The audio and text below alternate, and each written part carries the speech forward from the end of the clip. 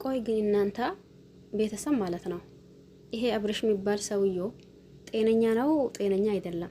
እኔ አሁን ግራ ገባኝ።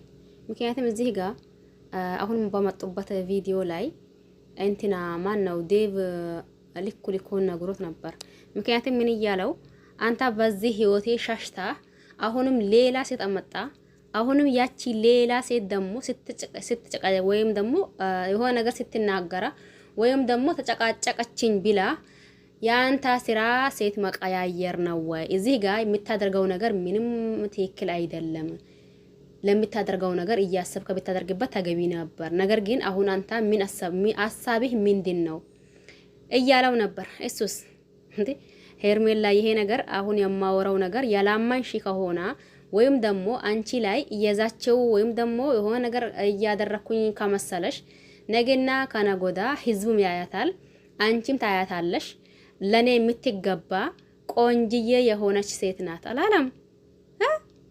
ታው እንጂ ከሄርሜላና ከሩታ ቆንጆ ባልጣ ነው እንዴ? ምን ነው ትላንት ነው ከትላንት ወዳ ዞር ሲያደርጓት ያየናት ሴት አይደለችም እንዴ? አንዴ ቡና እየጠጣች የምትመጣው ማለት ነው። እኔ እኮ የአብርሽ ስራ ሴት መቀያየር ነው እንዴ እንዳለው ዴቭ ማለት ነው። የምሬንም በጣም ነው እያስጠላኝ ያለው። ለምን እንዴ አንተ አባሴት አልተወለድከም እንዴ? ለማንኛውም ቆይ ግን ሴት እህቶች ካሉ አይደል እንዴ?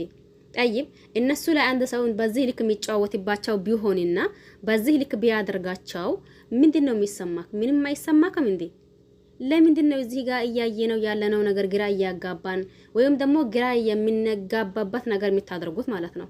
አስለን ሲጀመር ታዋቂ ሆነን ብላችሁ ወይም ደግሞ ህዝብ እኛን ተከተለን ብላችሁ ነው እንዴ በህዝብ የምትጫወቱት እናንተ ማለት ነው?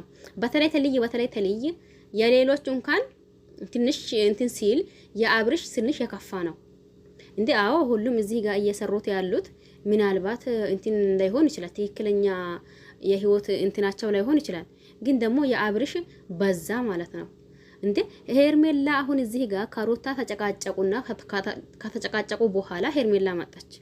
ታዳ ሄርሜላ አንድ አመት አቆያትና ከሄርሜላ አንድ አመት ቆያ። ታዳ ይሄ ሰውዮ ዛሬ አይ እንግዲህስ ምን መሰለሽ ቆንጅዬ አምጥቻለሁ የሚልበት ምክንያት ምንድነው እንዴ? እናንተ ለህዝብ ክብር የላችሁም እንዴ? ለራሳችሁ እንደፈለጋችሁ ሆኑ። ታዳ ለህዝብ ክብር አትሰጡም እንዴ? ምንድነው እየሆናችሁት ያላችሁት ነገር? የምሬኔና አብርሃም የምታደርገው ነገር በጣም የሚያስጠላ በጣም ከሚልክ በላይ ማለት ነው። በጣም የሚያስጠላ ነገር ነው እያደረካለሁ። ገባ አይደል እንዴ? ለምን በሴት መጫወትን ለምንድን ነው የምትፈልጉት? ምን እያሰባችሁ ነው? ምን እየሆናችሁ ነው? የምሬን አሁን ግራ ገባኝ። አሁንስ ሁሉም ነገር አስጣላ። እናንተ ለህዝብ ለተመልካች ራሱ ቦታ ይኖራችሁ። ምን ነው ለተመልካች እኮ ቦታ አጣችሁሳ፣ ክብር አጣችሁ ለተመልካች ለራሱ ማለት ነው። ክብር ይኖራችሁ። ይሄንን ያክል የሚያደርጋችሁ ይሄ የአረብ ቤት ተቀጥራ የምትሰራ ሰራተኛ አይደል? ስለዚህ እናንተ ለምን በዚህ ልክ ትሆናላችሁ? ህዝብን ለምን ታስጨንቃላችሁ?